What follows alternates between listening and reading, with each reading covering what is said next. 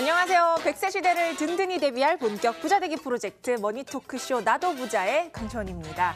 자, 따박따박 들어오는 내 월급. 하지만 들어오자마자 통장에 잠시만 머물렀다 가지는 않나요? 자, 과연 어디서 이렇게 돈이 새고 있는지 오늘 저희와 함께 진단해 보시죠. 저희 24시간 무료 상담 진행하고 있는데요. 전화번호 02-2077-6248번으로 열려 있고요. 문자는 이 건당 100원의 이용료가 부과되는 샵 0988번으로 열려 있으니까 방송 보시면서 궁금하신 점 있으시면 언제든지 문의 주시면 저희가 친절하게 상담 도와드리겠습니다. 자, 본격적으로 나도 부자 시작을 해볼 텐데요. 그 전에 오늘의 출연자 영상으로 먼저 만나보고 오겠습니다.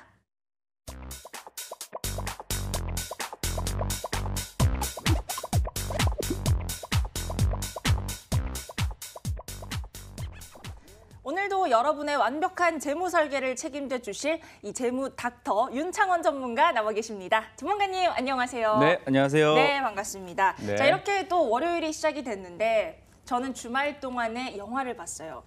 스타 이즈 본이라는 이 레이디 가가가 나온 영화를 봤는데 최근에 보신 영화 혹시 뭐 있으신가요? 우리 MC님께서는 신작을 보셨네요. 저는 신작을 봤습니다. 예, 저는 신과 함께를 봤는데 근데 더 정확하게 이렇게 드립을 또 말씀드리면 치시네. 네. 네, 그 2편이 아니라 1편을 네, TV에서 이제 굉장히 저렴하게 하더라고요. 저렴하게. 네, 그렇게 그렇죠. 시청자님들께만 절약하라고 하면 안 되지 않습니까? 그렇죠. 네, 내 저도 몸 굉장히 스스로. 절약하는 생활 요새 하고 있습니다. 네, 절약하는 생활을 몸소 보여주시는 윤창원 전문가님과 함께 저희 오늘 또 사연을 통해서 나도 부자 프로젝트를 한번 진행을 해보도록 하겠습니다. 자, 오늘도 많은 분들의 사연이 와 있는데요. 그중에 저희가 선정한 사연을 제가 한번 읽어보도록 하겠습니다. 네, 안녕하세요. 50대 초반의 직장인입니다. 6년 전 허리 디스크 수술을 했고요. 현재는 수술 경과가 좋아서 다행히 치료를 더 받고 있지는 않습니다. 하지만 나이가 더 들면 이 보험 리모델링이 아무래도 좀 어려울 것 같아서 지금 이 보장을 제대로 한번 점검을 받아보고 싶습니다. 자, 6년 전 디스크 수술 때는 이 실손보험으로 치료비, 수술비 그리고 입원비를 받았는데 이 생각보다 보험금이 크지 않았는데요. 더 많은 보장을 받기 위해서는 추가 가입을 해야 하는지 어떻게 하면 좋을지 이 전체적인 저축과 은퇴 플랜도 함께 점검을 해주세요라고 사연을 보내주셨습니다.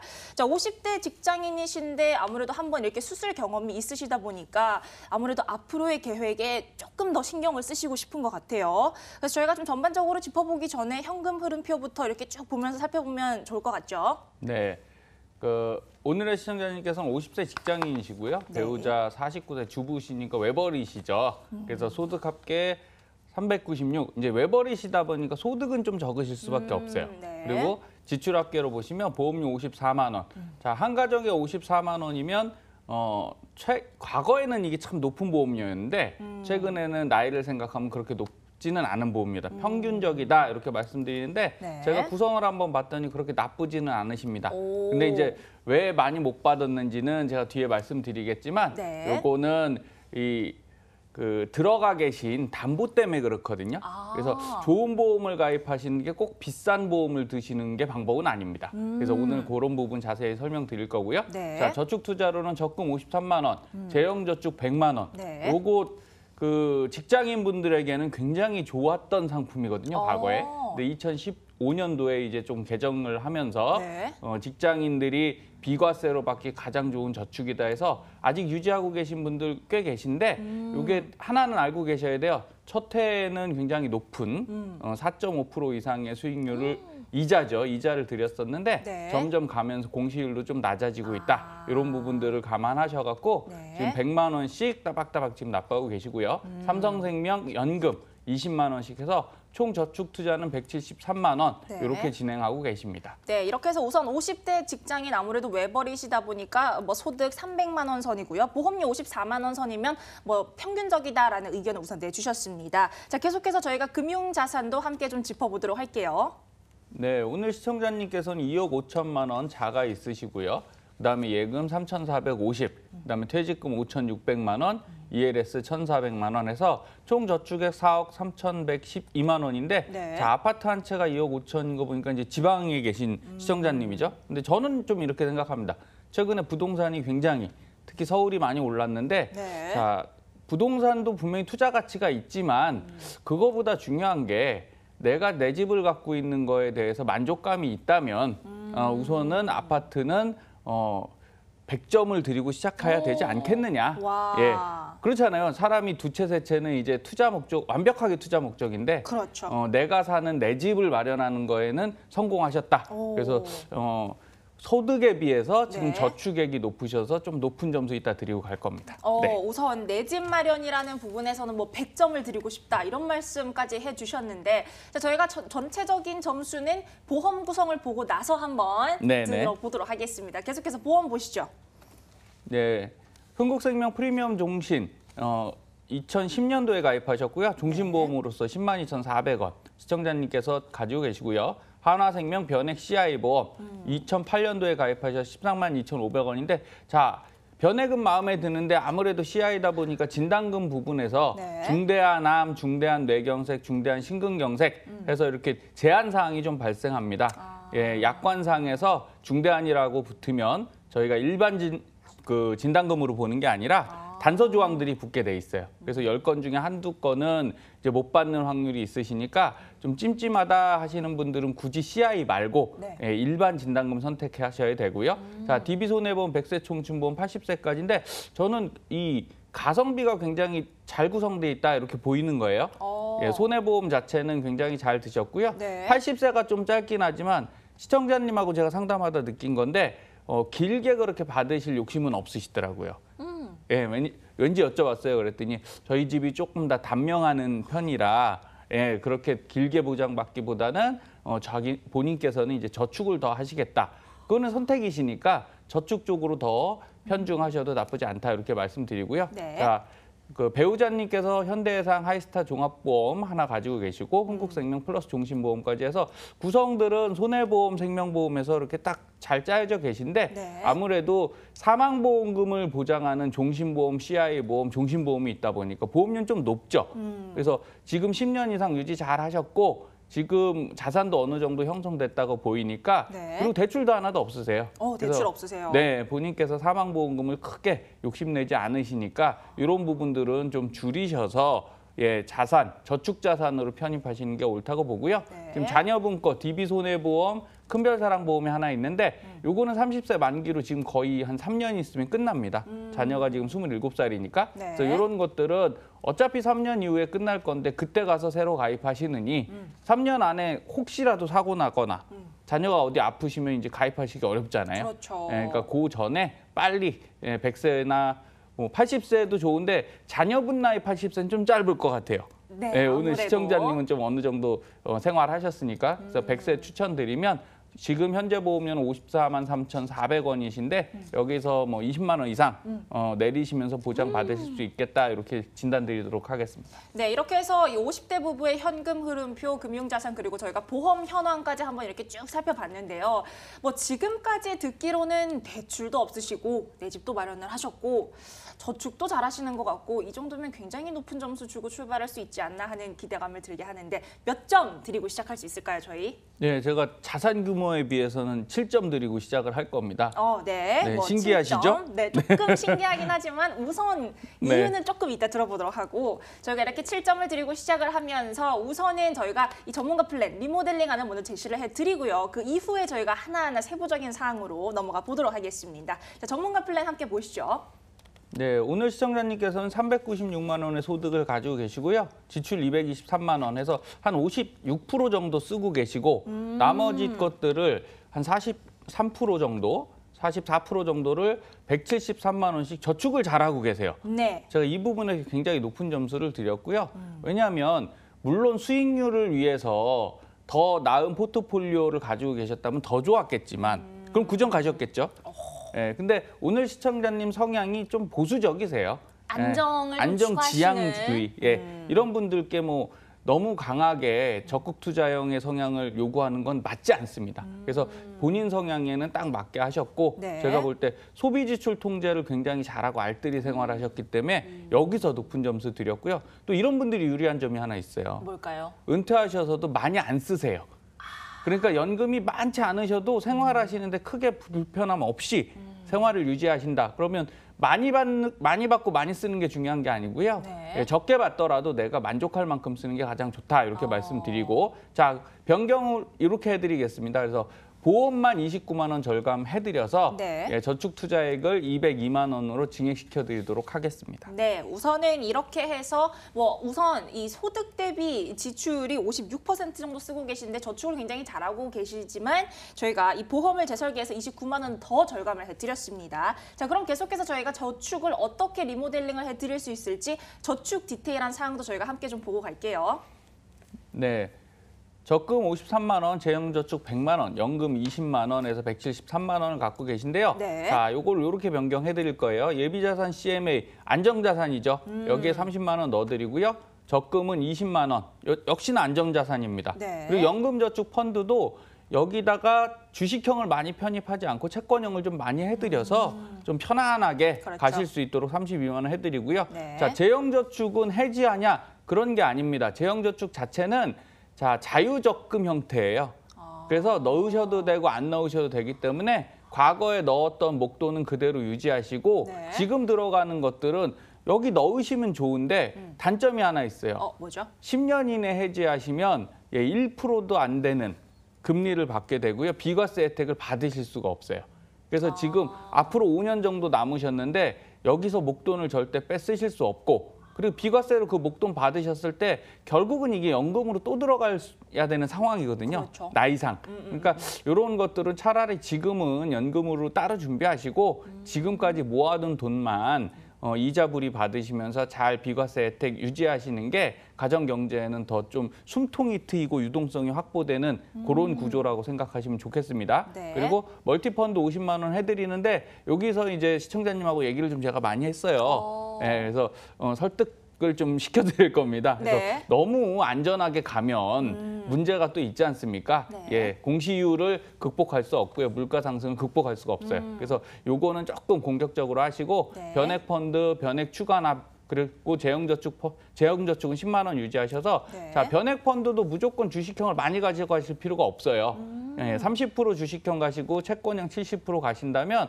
훨씬 안정적인 자산 운용 가능하시니까 오늘 시청자님은 뭐 7%까지 안 보시고 제가 볼 때 5.5% 정도 잡아서 진행하시면 될 것 같아서 네. 202만 원으로 포트폴리오 짜 드렸습니다. 네, 안정적인 저축을 좀 추구하는 성향이시긴 하지만 저희가 어느 정도의 수익형 상품을 넣어서 밸런싱을 좀 맞춰드렸습니다. 자, 계속해서 저희 금융자산도 어떻게 조정하면 좋을지 화면으로 함께 보고 오겠습니다. 네, 예금 자산 3,450만 원, 아파트 2억 5천, 퇴직금 5,600. 자, 여기 퇴직금이 있으시잖아요. 현재 있는 회사에 아직 퇴직연금 제도를 시행을 안 하셨더라고요. 그래서 이걸 연금으로 하시는 게 아니라 퇴직금으로 적립하고 계시니까 자, 이것도 어차피 연금으로 차후에 중간 정산하시든 받아서 연금을 가입하시든 하셔야 돼요. 그러니까 그게 나중 결정 문제일 뿐이지 언젠간 하셔야 된다 이렇게 생각하셔야 되고요. 네. 자, 그래도 ELS를 하나 원금 보장형을 갖고 계신데 자, 최근에 ELS 중에 원금 보장형은 안전하긴 한데 또 수익이 너무 안 나는 단점이 있어요. 2% 미만도 나오는 경우가 종종 있으니까요. 네. 자, 이 적립금도 지금 상당한 부분 있으셔서 이거 CMA 2,470 유동성 확보해 드렸고요. 그리고 멀티펀드로 3,000만 원. 이것도 채권형 위주로 좀 진행해 드리겠습니다. 네. 그리고 일시납 달러 연금 항상 말씀드리지만 어차피 노후를 해결하셔야 되고 개인연금, 국민연금, 퇴직연금 이 세 가지가 조화를 이루어야 돼요. 그렇죠. 예, 그랬을 때 국민연금은 어느 정도 확정을 해서 나오지 않습니까? 그리고 퇴직연금은 뭐 내가 낸 돈이긴 하지만 그래도 회사가 어느 정도 운영을 해주기 때문에 좀 안정성을 확보하고 있는데 자, 개인연금을 너무 공시율로만 하시면 이게 수익을 낼 수가 없어요. 예, 그래서 저희가 노후소득연금 5%를 보증하는 네. 달러 일시납 변액연금에 넣어놓으시면 충분히 안정적이면서도 일반 연금, 변액연금에 대해 대비해서 수익을 높이고 나중에 연금 자산으로 더 높은 연금액을 받을 수 있다. 이렇게 말씀드리니까요. 6천만 원은 이렇게 좀 자산 조정해드리고 채권형 펀드 3천 네. 그리고 ELS 리자드형이라고 해서 2천만 원을 좀 넣어드렸는데 요건 뒷부분에 설명드릴 건데 네. 일반 ELS보다 한 번 더 기회를 준다. 이렇게 생각하시면 돼요. 예, 그래서 자산 변동은 없지만 5.5%에 딱 맞춰서 네. 저희가 포트폴리오 짜드렸습니다. 네, 이렇게 해서 저희가 현금 유동성도 확보를 해드리고 안정적인 은퇴 플랜까지 이렇게 쭉 짜드렸습니다. 자, 이렇게 해서 저희가 우선 전문가 플랜을 좀 살펴봤는데 우선 저희가 처음에 전체적인 재무 상황을 저희가 7점을 드리고 시작을 했는데 전체적인 재무 상황 진단 저희가 좀 어떻게 해볼 수 있을까요? 네, 소득은 그 황색불이에요. 황색불? 네, 녹색불은 아니세요. 그런데 네. 예, 지출은 녹색불이시다. 오. 굉장히 알뜰하게 좀 저축하고 계시고요. 네. 그다음에 저축도 녹색불이십니다. 녹색불, 네, 녹색불, 노란불 이 정도면 괜찮네요. 그래서 제가 7점 드리고 시작했고요. 시청자님께서는 더 많은 금액을 모으시기보단 네. 지금 있는 것을 잘 지켜가시는 방안으로 저희가 네. 포트폴리오 짜 드릴 겁니다. 자, 아무래도 우리 시청자분 같은 경우는 우선 한 번의 수술 경험이 있으시기 때문에 사실 다른 분들보다 연금이라든지 보험에 조금 더 민감하실 수밖에 없거든요. 그런 의미에서 아까 사연을 좀 읽어보니까 뭔가 본인이 가입해 있는 준비하고 있는 보험에 대해서 좀 아리송한 느낌이 있었는데 어떻게 보시나요? 네.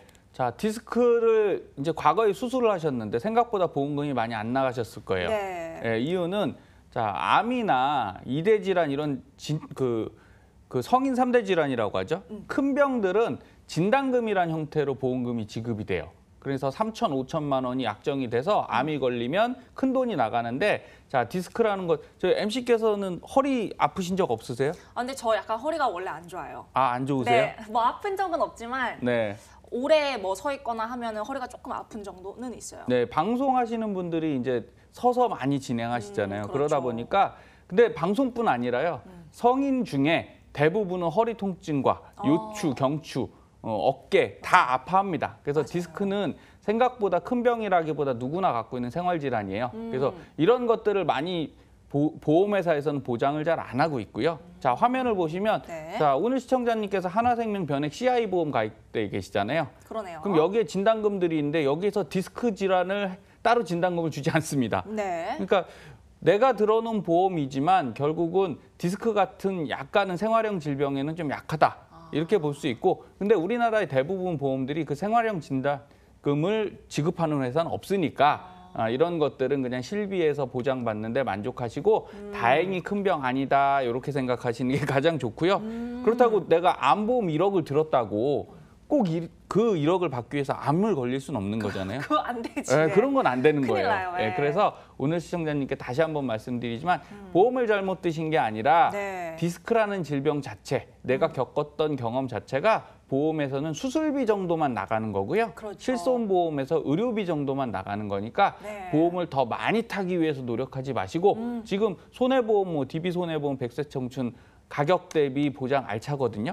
그래서 이런 것들 그냥 유지해 가시면서 네. 조금은 보장 자산보단 지금은 은퇴 자산에 집중하셔서 내 자산을 키우는 금액으로 좀 쓰시는 게 더 좋다. 네. 이렇게 말씀드릴 수 있겠습니다. 그렇죠. 뭐 아까 전문가님도 말씀을 하셨지만 사실 이 보험으로 돈을 번다라는 자체가 어떻게 보면 좀 잘못된 접근이 아닌가 하는 생각이 드는데. 그렇죠. 자, 그런데 저희가 잠깐 또 시청자님의 사연으로 넘어가서도 살펴보면 이 전문가님이 시청자님의 저축 부분에 대해서는 또 초록불을 주셨단 말이죠. 네. 자, 이 부분 또 어떻게 저희가 좀 진단을 해볼 수 있을까요? 네, 분명한 건 저축 부분은 초록불을 드렸는데 수익 부분은 안 드렸어요. 안 드렸어요.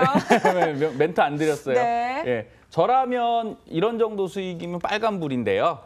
예, 오늘 시청자님 성향에 그렇죠. 예, 성향에 요게 맞으셔서 제가 그 주황불 정도 주황불 정도. 예, 이렇게 드릴 거고요. 네. 자, 이렇게 보시면 미흡한 부분이 있으면 그냥 개선하시면 되는 거예요. 그래서 저희한테 일부분을 주식형을 같이 네. 운영하신다면 더 높은 운영 수익률을 낼 수 있다 이렇게 말씀드리겠습니다. 그렇죠. 사실 이 말을 맞는 말이기는 해요. 하지만 이게 수익률이 당연히 높으면 좋죠. 네. 하지만 문제가 뭐냐면 보장이 된다는 보장이 없으니까 이런 특히나 지금처럼 이렇게 시장이 안 좋을 때는 이런 수익형 상품으로는 뭐 손해를 볼 수밖에 없기도 하고 하니까 뭔가 여기에 대한 대응책, 대응 방안 같은 거를 잘 모르시는 게 이런 안정적인 저축을 투자하는 이유가 아닐까요? 그렇죠. 예, 화면을 좀 보시면 자, 올해 여름 너무 더웠죠. 너무 더웠어요. 예, 여름이 춥진 않으니까요. 여름 너무 더웠죠. 네, 그래서 휴가 어디 다녀오셨어요, MC? 저는 바닷가로 다녀오긴 했는데 전혀 사실 시원하진 않았어요. 너무 네. 더워서. 방금 이제 화면 다시 좀 보여드릴게요. 네. 자, 더우면 물가가 생각나지 않습니까? 아, 생각나죠. 그런데 자, 우리가 휴가를 갔을 때 안타까운 일들이 발생해요. 사고는 항상 있죠. 그렇죠. 재밌자고 갔는데 저기 보시면 2008년도에 78명, 2009년도에 62명, 2010년도에 44명은 어린이 익사사고 사망자입니다. 그러니까 이 소중한 아이들이 휴가를 가서 놀다가 이렇게 문제가 되는 거예요. 네. 그렇다고 평생 아이를 위해서 바캉스 한 번 안 가고 생활할 수는 없지 않습니까? 그럴 수는 또 없죠. 예, 그래서 하단에 보시면 자, 통계청에 따르면 안전종합 대책을 내놓은 뒤에 어린이 익사 사고가 줄었다고 합니다. 그래서 내가 안 할 수는 없어요. 그렇죠. 지금 같은 저금리 상황에 투자를 안 할 수 없으니까 이럴 때 필요한 것이 바로 투자의 안전종합 대책이다라고 생각하시고 네. 이런 것들을 잘 세워 놓으시면 분명히 투자 수익률도 올리시면서 안전하게 하실 수 있다. 이렇게 생각하시면 되겠습니다. 그렇죠. 뭐 사실 두렵다고 모두 피한다면 또 될 일이 없겠죠. 뭐 그런 부분은 확실히 대응책을 잘 마련해 두시면 좋을 것 같다는 생각은 듭니다. 저희가 잠깐 살펴보면은 사실 저희가 지난 시간에도 ELS에 대해서 잠깐 짚어드리긴 했는데 여기 보면 이 리자드형 ELS라는 상품이 있어요. 네. 사실 뭐 지금 같은 베어마켓에 이렇게 주가가 이렇게 하락세일 때 좋다라는 말씀을 해주셨는데 이 부분에 대한 설명을 저희가 좀 더 정확히 들을 수 있을까요? 네. 이렇게 하락 구간에서 가끔 나오는 게 리자드형 ELS인데요. 네. 자, ELS라는 상품 개념은 이렇게 보시면 돼요.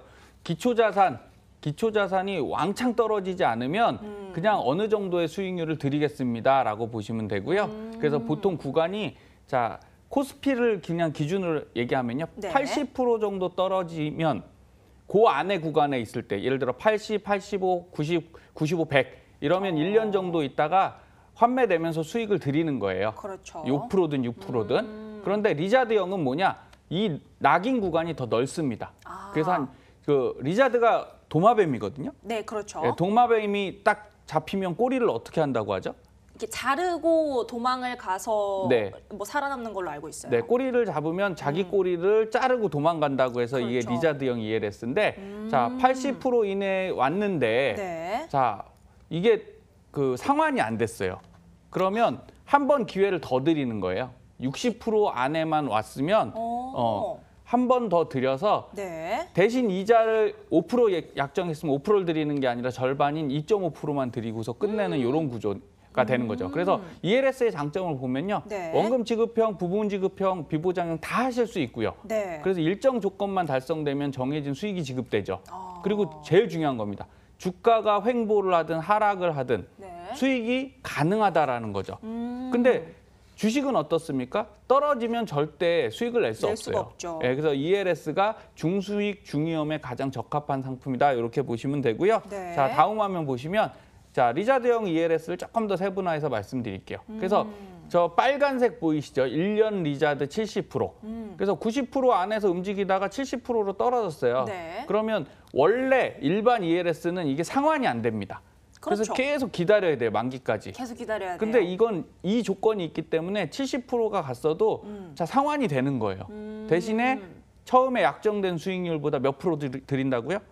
50%만 드리고 빠져나오는 거죠. 바로 꼬리를 끊는 거랑 똑같은 겁니다. 그래서 1차가 안 돼도 2차에도 가능하고 3차에는 그 구간이 더 좁아서 수익은 떨어지더라도 내 원금을 보존할 수 있는 이런 구조. 지금처럼 하락폭이 있으면 굉장히 유리하겠죠. 그렇죠. 네, 이렇게 보시면 되겠습니다. 그렇죠. 확실히 이런 경우에는 좀 손실 확률이 떨어질 수밖에 없을 것 같은데 이 확실히 금융상품이라는 게 그 특성을 알아야 나에게 맞는 금융상품을 좀 잘 선택할 수 있지 않나 하는 생각이 듭니다. 자, 이렇게 해서 저희가 지금 명품 재무설계 팁을 계속해서 드리고 있는데 사실 또 저희 방송의 특징이라고 하면 뭐가 좋다라기보다는 어떻게 하면 좋다라는 걸 또 알려주는 방송이지 않습니까? 그렇습니다. 재테크를 잘할 수 있는 팁은 또 뭐가 있을까요? 재테크를 잘할 수 있는 가장 좋은 팁은요. 많이 모으시는 겁니다. 아, 네. 그렇긴 한데 그게 어렵죠. 그게 어려워요. 네. 근데 제가 최근에 네. 그 10만 원짜리 수표를 한 장 줬어요? 받은 게 있어요. 아, 받으셨구나. 아, 줍지 않았습니다. 은행에서 어떻게 하다 보니까 10만 원짜리 수표를 한 장 받았는데 네. 자, 그걸 그 지갑에 넣고 다녔어요. 일주일 이후에도 이 수표가 안 깨져 있는 거예요. 네, 왜냐? 커피 2,000원짜리 하나 마시려고 하는데 10만 원짜리 꺼내기 그렇잖아요. 욕 먹죠. 네, 그래서 그냥 넘어갔어요. 그렇죠. 네, 그리고 뭐 아이가 치킨 한 마리 시켜달라는데 자 이게 또 한 2만 원짜리 내려고 10만 원짜리 내려니까 안 냈어요. 예. 그래서 다음 주에는 어떻게 해봤냐면 이거를 깼습니다. 어떻게 예. 어떻게 깨셨나요? 자 깨서 10만 원짜리가 아니라 1만 원짜리 10장을 주머니에 넣고 다녔거든요. 예, 결과는 처참하더라고요. 어떻게 됐나요? 예, 일주일 지났는데 바로 6만 원 다 썼습니다. 그 4만 원도 간신히 남아있고 결국 무슨 말씀이냐면요. 네. 돈은요 목돈으로 있을 때 지켜지고 푼돈으로 있을 때는 바스라집니다. 맞아요. 예, 그래서 이런 것들을 보실 때 화면 좀 보시면요. 네. 저희가 신용카드 좀 줄이십시오라고 얘기를 드리잖아요. 잘 안 이유는 되지만, 자 좌측 상단을 볼게요. 자신의 지출 내역 중 가장 아까운 것은 무엇인가요? 자 29% 식비입니다. 맞아요. 그런데 여성분들 공감하실 거예요. 너무 아까워요. 예, 커피 및 디저트가 31%입니다. 근데 중요한 건 저기 나와 있죠. 즉흥적으로 소비하는. 예, 하루에 커피 3잔 안 드셔도 되는데 누구 만나면 자꾸 커피를 마시고 뭔가를 드시게 되는 거예요. 그렇죠. 근데 이게 왜 이렇게 쉽게 소비가 되냐? 네. 바로 내 돈이 나가는 게 눈에 보이지 않아요. 카드 결제를 하기 때문이거든요. 그리고 얼마 안 되니까 네. 뭐 해봐야 3,000원 이런 느낌으로 계속 쓰게 돼요. 그렇습니다. 그런데 그게 쌓이고 쌓이면 나중에 카드 결제 내역을 보면 전부 다 커피, 네. 밥값, 커피, 밥값밖에 없어요. 뭐 음료, 디저트, 음료, 디저트, 편의점, 편의점, 이렇게 맞아요. 되듯이 결국은 우리가 돈을 모으려면요 조금 계획을 세우셔야 되고 기준을 잡으셔야 돼요. 그래서 우측을 보시면 네. 지출 내역은 어떻게 관리하나요? 예, 관리하지 않는다가 대부분이시고요. 34.3%가 머릿속으로 계산한다. 너무 양심이 예, 찔려. 그런데 머리의 가장 큰 장점이자 단점이 네. 굉장히 똑똑한데 예, 머리는 기억을 오래 하지 않습니다. 그런 것 같아요. 왜일까? 왜냐하면 많은 정보가 들어와야 되기 때문에요. 예, 순간순간 계산한다고 보시면 돼요. 이걸 너무 그렇죠. 많이 담아놓으면 그렇죠. 머리가 아프겠죠. 아프니까. 예, 그래서 오늘 다시 한번 팁을 드리는데 신용카드 조금 자제하시고요. 예, 체크카드에 내 통장 일주일에 한 번이라도 찍어보시면 아 이렇게 썼구나. 그럼 반성하게 되시고요. 네. 아까 말씀드린 그런 방법 좋습니다. 지갑에 현금을 10,000원짜리 말고 5만 원짜리. 그리고 5만 원짜리 말고 10만 원짜리 10만 원짜리. 수표. 수표는 정말 잘 안 깨집니다. 안 깨져요. 이러시면 훨씬 저축하시기 좋을 거다라고 말씀드리겠습니다. 그렇죠. 목돈은 잘 안 써지지만 정말 푼돈은 그만큼 잘 써진다는 점 명심하시면 좋을 것 같습니다. 자, 이렇게 해서 오늘도 나도 보자 어록들이 하나둘씩 나오고 있는데요. 자, 저희가 잠깐 또 시청자님의 사연으로 돌아가서 이번에는 보험도 함께 리모델링을 좀 해보도록 할게요. 자, 오늘 시청자님께서는 흥국생명 프리미엄 종신은 감액 완납하시면 될 것 같아요. 네. 왜냐하면 종신보험에 대해서 이제는 자산도 어느 정도 형성됐고 사실 과거엔 대출이 있으셨는데 네. 다 갚으셨어요. 네, 그래서 요거는 감액 완납한 보험료가 줄고요. 네. 그리고 하나생명 변액 CI도 마찬가지입니다. 유니버셜 기능이 없기 때문에 감액 완납하시면 자, 2008년도부터 지금까지 거의 10년을 내놓으셨기 때문에 3분의 2만큼 보장을 받으세요. 그래서 과거에 5천만 원이었으면 네. 지금은 3천만 원, 3,500만 원 정도를 보장이 없어지는 게 아닙니다. 그대로 보장이 줄어서 유지된다. 네. 그러면 나는 보험을 갖고 있는 거잖아요. 그렇죠. 예, 월납보험을 완납을 한 거기 때문에 유리하시고요. 자, DB손해 백세청춘 유지 그대로 하시고요. 네. 배우자님도 현대해상 하이스타 종합보험 유지 그대로 하십시오. 그리고 배우자분의 흥국생명 플러스 종신보험은 역시나 주부시다 보니까 뭐 굳이 사망보험금 니즈를 느끼지는 않으세요. 네. 내가 꼭 필요하다. 요것도 감액 완납 그대로 하시면 보험료가 줄어들고요. 혹시 그래도 가장인데 뭐 하나 필요하지 않겠느냐. 예, 이런 생각이 드시면 완납하지 말고 그냥 감액하시면 됩니다. 예, 그렇게 하시고 DB손해 큰별사랑보험은 자녀보험으로 하셔서 네. 무해지 환급형이라고 해서 최근엔 30에서 50% 동일한 보장이고 더 100세로 추가되는데 보험료를 낮춘 상품들이 있어요. 네. 그래서 한 5만 원이나 7만 원 선에서 자녀 거는 그런데 시청자님이 내주시면 안 됩니다. 이제 성인이기 때문에 그렇죠. 예, 일을 하고 있다면 본인이 내게끔 물려줄 거는 돈을 물려주셔야지 보험을 물려주시면 안 돼요. 예, 이렇게 정리하시고요. 네. 자, 그래도 다 감액 완납하다 보니까 너무 조금 사망보험금이 적다 이런 생각을 하셔서 네. 정기보험으로 75세까지만 해서 32,100원. 자, 20만 원 나가던 거 32,100원이면 괜찮잖아요. 괜찮죠. 예, 그래서 보장도 크게 차이 나지 않게 바꿔드렸고요. 네. 그리고 유록하면 29만 원 절감되는데 자, 이걸 다시 나도부자 변액연금을 통해서 네. 은퇴 준비를 같이 하실 수 있게 이렇게 조정해 드렸습니다. 네, 저희가 이렇게 보험 리모델링을 통해서 총 29만 원, 약 30만 원에 가까운 돈을 절감을 시켜드리면서 연금으로 재투자를 할 수 있는 여력을 좀 만들어 드렸습니다.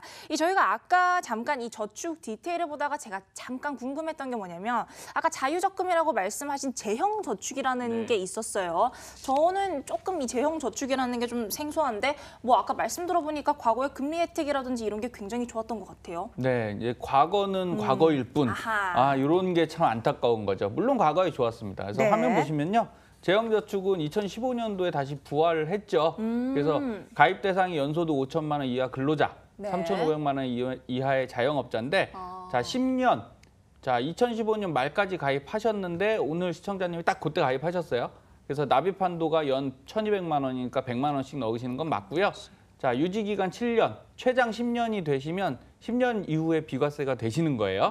자 좌측 보시면 빨간 박스를 보겠습니다. 네. 자, 그래서 그 당시에는 4%대 초반에 이자율이 됐어요. 네. 그런데 원금 손실 가능성 없죠. 그렇죠. 수수료도 없고 중도해지 시에 단지 비과세 혜택을 못 받는데 아까 제가 말씀드린 그 단점이 하나 있다고 말씀드렸잖아요. 2년 이내에 해지하시면 1%대 수익밖에 받을 수 없고요. 네. 이게 돈이 10년이 묶여요. 그러니까 지금부터 100만 원을 계속 여기다 넣으시면 앞으로도 한 5년 더 넣으셔야 되거든요. 그럼 그게 원금만 벌써 6천만 원이 되는 돈이니까 1%대 이자율에 자 과거에는 4%를 받은 거지 지금 들어가는 돈이 4%가 되는 건 아니에요. 그래서 지금은 한 2.5% 수준이니까 그런 거라면 변액연금을 통해서 추가 납입을 하시면 더 높은 수익률을 내실 수 있다. 이렇게 말씀드리는 거고요. 네. 자 다음 화면 보시면요. 근데 너무 주식을 많이 하면 불안하지 않습니까? 불안하죠. 이런 말씀 많이 하시는데요. 자, 5년, 3년을 놓고 보면 불안할 수 있어요. 그렇죠. 자, 이거는 지금 최근에 수익률이죠. 2018년도 10월 22일 수익률입니다. 아주 따끈따끈한 수익률인데요. 자, M생명사의 변액연금 상황이에요. 네. 그럼 아시아인프라 저 1위를 하고 있는 펀드들은요. 네. 현재도 35%가량의 수익을 내고 있거든요. 물론 연한산으로 하면 한 9%대를 내려가는데 네. 자 9%대 수익률과 1%대 수익률 비교할 수 없잖아요. 비교할 수 없죠. 예, 그래서 이거를 전부 다 거기다 넣으시라는 게 아니고 그렇죠. 예, 내 자산의 30% 정도는 저런 데다 넣어 놓으셔야 통상적으로 내 전체 수익률이 5%가 되지 않겠습니까? 그렇죠. 예, 나머지 70%는 2%대 안전하게 운영하세요. 이거를 저희가 한쪽으로 모르시라는 얘기가 절대 아니고 내 스타일에 맞춰서 하시는 게 가장 좋은 관리법이다. 이렇게 말씀드릴 수 있고요. 네. 나도부자 변액연금은 두 가지만 생각하시면 됩니다. 첫 번째는 네. 바로 8년 이상 제일 추천드리는 건 15년 정도만 보시면 수익이 가장 좋으실 거다.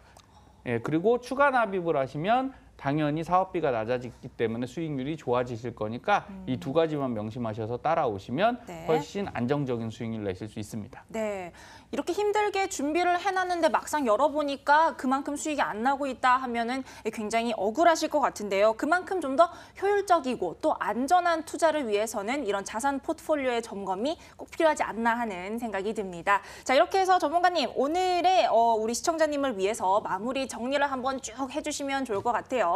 네, 자 보험료를 줄여서 이제 변액연금을 넣으셨어요. 그렇습니다. 네, 그래서 이제 연금이 늘어나셨으니까 자 나도부자 변액연금으로 55만 원 정도를 65세 정도에 수령하실 수 있으실 거고요. 네. 그리고 국민연금 113만 원 그리고 확정형 나도부자 달러연금에서 38만 원. 자 이거는 조금 더 거치하실수록 수익률이 높아지고 네. 그다음에 연금액이 늘어납니다. 예, 그리고 이건 딱 제가 65세에 받게 해드렸는데 자 다른 연금이 있다면 70세에 받으시면 더 늘어나시는 거예요. 그렇죠. 그리고 퇴직연금, 퇴직금을 다시 제가 IRP로 바꿔드릴 거거든요. 예, 그렇게 하시면 퇴직연금을 받으실 수 있고요. 네. 연금저축펀드 아까 32만 원씩 준비하신 것들을 같이 하시면 자 304만 원 정도 안정되게 받으실 건데 자 오늘 시청자님은 소비 수준이 굉장히 안정적이시잖아요. 그렇죠. 그러니까 이 정도면 다른 시청자님들이 한 400만 원 넘게 받는 수준과 동일하게 삶의 질을 유지하실 수 있으실 것 같고요. 네. 추가 납입을 나도부자 변액연금에 하시면 자 354만 원 정도 그럼 아마 여행도 한 번 더 그렇죠. 가시고 그 바닷가 가실 때 아까는 제가 물에 들어갈 때 위험하다고 말씀드렸잖아요. 네. 자, 이 정도면 수영을 잘하시는 게 아니라 바로 그 스쿠버 다이빙. 네, 이게 스노우클링이 아니죠. 이제 네. 산소통 메고 들어가시는 거니까 네. 이렇게 하셔서 진짜 안정한 노후를 맞이하시기 바라겠습니다. 네, 이렇게 해서 저희 오늘은 이 50대 직장인분의 나도 부자 플래닝을 좀 도와드렸습니다. 자, 과연 나의 저축은 이 수익형과 안정형이 골고루 잘 배분이 돼 있는지 궁금하신 분들 조금 귀찮으시더라도 오늘 저희와 함께 진단 시작해 보시는 건 어떨까요? 저희 24시간 무료 상담 열려 있는 거 아시죠? 전화번호 022077-6248번으로 열려 있고요. 문자는 건당 100원의 이용료가 부과되는 샵 0988번으로 열려 있으니까 언제든지 문의 주시면 저희가 도와드리도록 하겠습니다. 지금부터는요, 윤창원 전문가와 함께 해서 계속하는 내 돈을 부탁해 시간으로 돌아오겠습니다.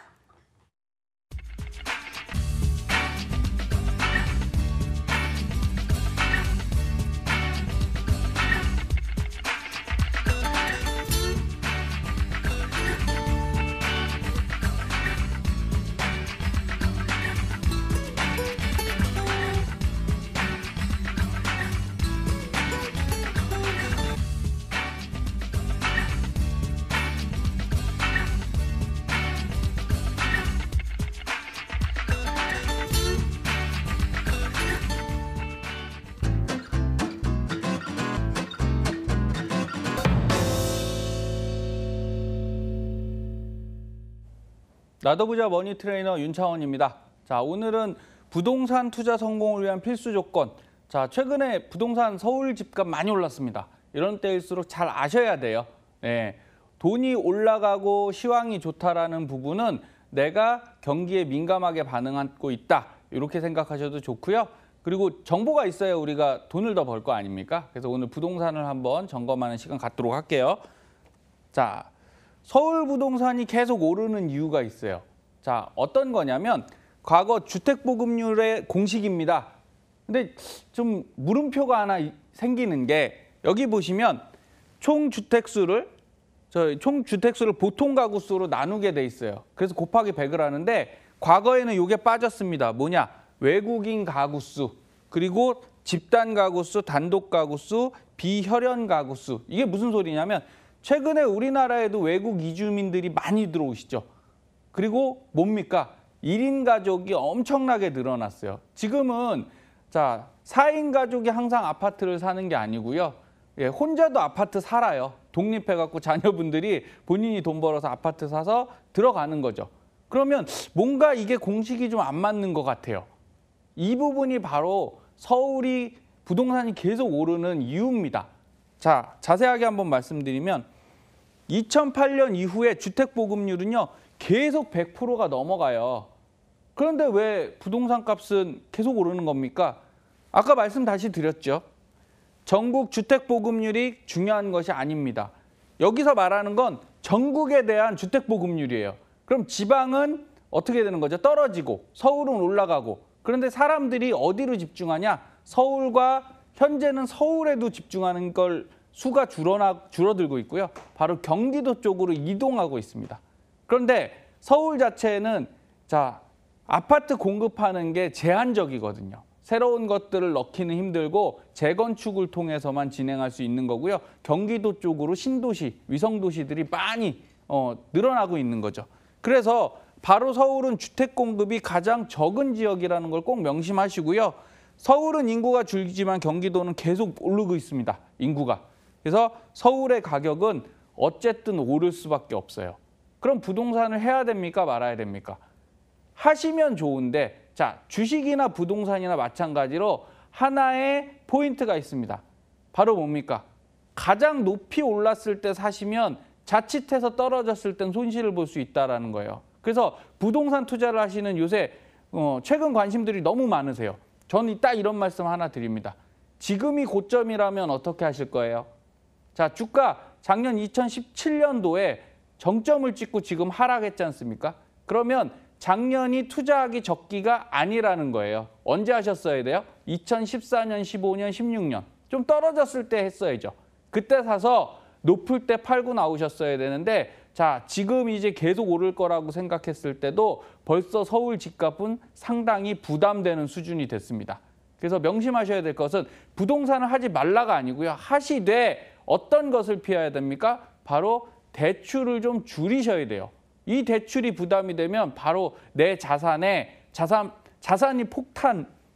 폭발할 수 있는 뇌관이 대출이 되는 겁니다. 그래서 국가에서도 계속 가계대출, 가계부채 이걸 줄여야 된다 이런 말씀 드리는 거고요. 자, 과거 투자에 대한 강한 학습 효과가 우리나라엔 하나 있어요. 뭐냐? 1990년대 10%대 고금리를 받을 수 있었습니다. 그래서 다 뭐 했어요? 예, 은행 가서 적금만 했어요. 적금하고 예금하고. 그러면 충분히 돈을 벌었는데 이게 한번 깨졌습니다. 언제죠? 바로 97, 98년도 IMF 위기 때. 계속 저축만 하면 부자가 될 수 있을 줄 알았는데 믿었던 은행이 저를 배신한 거예요. 예, 우리 국민을 배신했습니다. 10%대 금리가 평생 갈 줄 알았는데 이게 6%, 7%, 4% 이렇게 떨어져 버린 거죠. 한때는 20% 갔었잖아요. 위기가 있었으니까. 결국은 떨어졌습니다. 자, 2000년도에 주가가 폭등하기 시작했어요. 그 IMF를 겪고 우리나라 기업들 가치가 많이 폭락했다가 회복을 하는 수순을 겪으면서 2002년도, 3년도, 4년도 주가가 쫙 올라갔습니다. 그래서 또 어떤 바람이 한번 불었습니까? 다 주식, 너도 나도 주식하셨고 너도 나도 펀드 하셨어요. 그런데 또 한 번 무너졌죠. 예, 2007년도 금융위기 때 무너졌습니다. 이 주식의 화랑이 계속 갈 것 같았는데 난 이 수익을 계속 유지할 것 같았는데 한 번 또 배신을 당했어요. 자, 2015년도에 어떤 거에 또 배신을 당하셨냐? 그래도 요거는 좀 앞에 것들에 비해서 귀엽습니다. 예, 주식을 계속 사셨어요. 그런데 홍콩 HSCI 지수가 한번 폭락하면서 주식을 하던 분들, 펀드를 하던 분들이 불안해서 뭘 했냐면 ELS를 많이 하셨습니다. 오늘 말씀드렸죠. 중위험 중수익의 ELS 상품으로 많이 터닝을 하셨는데 이전에는 ELS가 손실 본 경험이 거의 없었어요. 그런데 하필 요 당시만 해도 홍콩 지수의 특징은 뭐냐면요. 이 변동폭이 굉장히 크다는 거예요. 그래서 올랐다 내렸다를 정말 널뛰기 하듯이 합니다. 그래서 이 홍콩 지수가 들어간 ELS의 특징은요. 빨리 상환되고 수익이 높고 대신에 자칫하면 손실을 볼 수 있는 건데 2015년도에 많은 분들이 ELS 들어가면서 홍콩 지수가 들어가 있다는 거 자체를 잘 모르고 들어가셨어요. 그러다 보니까 이게 대폭락을 하면서 ELS 대량 손실까지 일어난 거죠. 그러면 우린 적금도 할 수 없고요. 주식도 할 수 없고요. 펀드도 할 수 없고 이제 ELS도 못 믿는 이런 시기가 됐습니다. 그런데 하나는 꾸준히 지켜준 게 있어요. 바로 뭐냐? 부동산입니다. 예, 우리나라에선 지금 부동산이 그렇게 꺼지지 않았어요. 꺼지지 않았고 항상 수익을 내주고 있습니다. 그런데 이거 하나 생각하셔야 됩니다. 뭐냐? 부동산 불패라는 게 지방도 과거에는 손실을 안 봤거든요. 근데 이제는 어떻게 되는 거죠? 지방은 손실을 볼 수 있는 확률이 늘어나고 있는 거죠. 결국 좋은 건 어디냐? 서울뿐입니다. 서울, 이 지역이 손실을 보게 되면 이제 큰 문제가 발생하겠죠. 자, 부동산 위기도 대비하시는 것이 바로 투자자, 현명한 투자자가 되시는 겁니다. 자, 2018년도에 부동산 시장 위기론이 막 거세게 일고 있어요. 너무 올랐다. 하지만 반대로 얘기하면 뭐 계속 올랐을 때도 떨어진다 했지만 안 떨어지고 온 게 부동산 맞습니다. 그래서 저는 부동산을 하시되 다시 한번 강조드리는 건 대출을 웬만하면 하지 마시라는 거고요. 자, 이 부동산 위기론이 나오는 건 두 가지 때문에 그래요. 첫 번째는 부동산이 공급 감소가 옵니다. 지금까지는 계속 지어졌어요. 하지만 이제는 질만큼 적고요. 더 늘리기도 부담스러운 상황이 된 건 맞습니다. 그리고 두 번째, 바로 지금까지 10년 동안은 미국이나 일본이 경기가 안 좋으면서 금리를 계속 인하했죠. 하지만 이제 미국이 너무 좋은 때가 됐습니다. 그래서 금리를 인상해야 되는 때가 됐거든요. 이제 금리가 인상되면 바로 대출에 대해서 부담을 느낄 수밖에 없습니다. 자, 한국과 미국, 일본을 놓고 볼 때 한국은 아직 부동산이 무너진 적이 없어요. 미국은 있었죠. 예, 서브프라임 모기지론 사태를 통해서 한번 굉장히 부동산이 무너졌습니다. 자, 일본은 어땠죠? 일본도 부동산이 한번 무너진 경험이 있습니다. 그러면 한국만 안 무너질까요? 자, 다음 화면에서 보여드리면요. 홍콩, 스웨덴, 노르웨이, 영국, 한국 다 부동산 가격이 올랐습니다. 그런데 이 나라들의 특징은요. 부동산이 무너진 적이 없는 나라들이에요. 미국과 일본은 부동산이 무너진 나라입니다. 지금 하락을 하고 있어요. 시청자님들 잘 판단하셔야 됩니다. 우리가 한 번도 겪어보지 않았다고 해서 이게 계속 가는 거는 아니다라는 거고요. 지금 한국의 위기 징후들이 조금 나타나고 있어요. 그래서 첫 번째, 은행의 중소기업 대출 연체율들이 기업들이 어렵다는 얘기죠. 두 번째, 경상수지 흑자에서 적자로 지금 반전되고 있습니다. 우리나라가 계속 흑자였거든요. 근데 이제 적자가 나타나고 있고요. 외환 보유액도 감소하고 있고, 채권도 외국에서 우리나라의 비율이 굉장히 높아지고 있다. 이렇게 보셔야 되고요. 그럼 어떤 게 문제냐? 바로 이게 문제입니다. 지금 60대 은퇴하시잖아요. 자, 대출 상황들을 보면 60대들은 대출을 급격하게 갚고 있습니다. 다시 말해서 대출 끼고 집 안 산다는 얘기예요. 50대 어떻게 되죠? 50대만 보셔도 대출 다시 갚고 있어요. 그런데 누가 대출하고 있습니까? 바로 30대죠. 40대도 대출을 늘리고 있습니다. 한창 일할 나이들은 이제 불안해서 나 집 사야겠다 하고서 대출 끼고서 집 사고 있는 거고요. 은퇴를 준비하시는 분들은 그 대출을 갚아서 부동산을 팔고 있는 겁니다. 이랬을 때 자칫 경제 위기가 오면 어느 나이대가 타격을 받냐면 바로 30대, 40대가 치명적인 타격을 입을 수 있어요. 그러니까 오늘 방송 보시는 시청자님들께 제가 한 말씀 딱 드리면 현재 50대, 60대시라면 대출 줄이시는 게 맞고요. 30대, 40대는 대출을 받으시되 감당할 수 있는 대출과 최대한 안 받고 저축해서 집 사는 게 맞다. 이 말씀 다시 드리는 겁니다. 그래서 글로벌 주택시장 8년 만에 GHC 경고가 나왔습니다. Great Housing Crash. 자칫하면 다 무너질 수 있다라는 거예요. 그래서 지금까지는 부동산이 괜찮았는데 미국, 일본 경험했죠. 전 세계도 아직 경험하지 못한 부동산 대란이 일어날 수도 있으니 이럴 때일수록 어떻게 해야 되냐? 바로 예상이 맞아떨어지면 이 충격은 굉장히 큰 파장이 일어날 겁니다. 그래서 방송 중에 제가 말씀드렸다시피 무조건 투자하는 게 옳은 건 아니답니다. 제가 추구하는 건 바로 균형 투자형이고요. 부동산을 하시되 내 자산의 100%를 부동산으로 가는 건 옳지 않습니다. 그래서 현재 있는 자산의 50% 정도만 부동산을 가시고 나머지 50%는 현금화할 수 있는 금융상품들을 꼭 갖고 계세요. 그게 주식도 좋고요. 펀드도 좋고요. 변액연금도 좋고 인덱스 ETF 다 괜찮은데 현금도 좋다고 제가 다시 말씀드렸잖아요. 달러 자산도 좋습니다. 너무 부동산에 올인하시는 건 좀 위험할 수 있다. 이런 말씀 드리고 자, 계획이 있는 사람과 없는 사람은 은퇴에서 굉장히 많은 차이가 있습니다.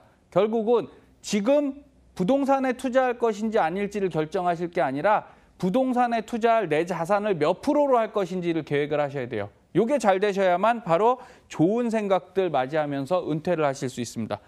대출 3억 받아서 집을 샀는데 나중에 그게 문제가 되면 은퇴는 굉장히 힘들겠죠. 이렇게 생각하셔야 돼요.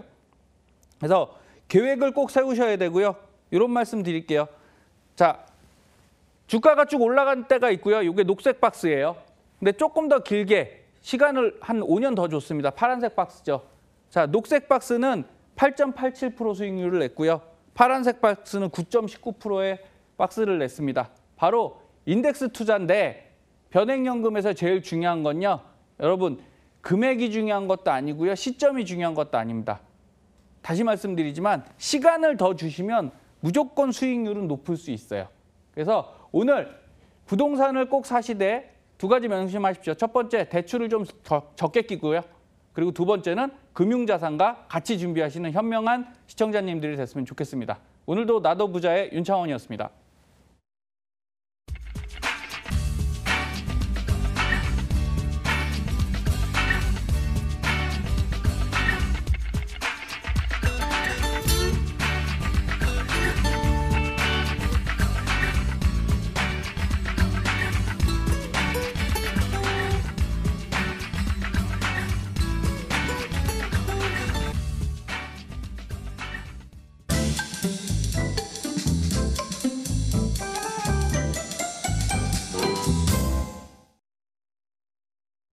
100세 시대 부자되기 프로젝트 머니토크쇼 나도 부자. 아쉽지만 오늘 저희가 준비한 시간은 여기까지입니다. 하지만 저희는 다음 주 월요일 6시 30분 이 시간에 더욱더 알찬 소식과 함께 윤창원 전문가와 찾아뵙겠습니다. 시청해주신 여러분 고맙습니다.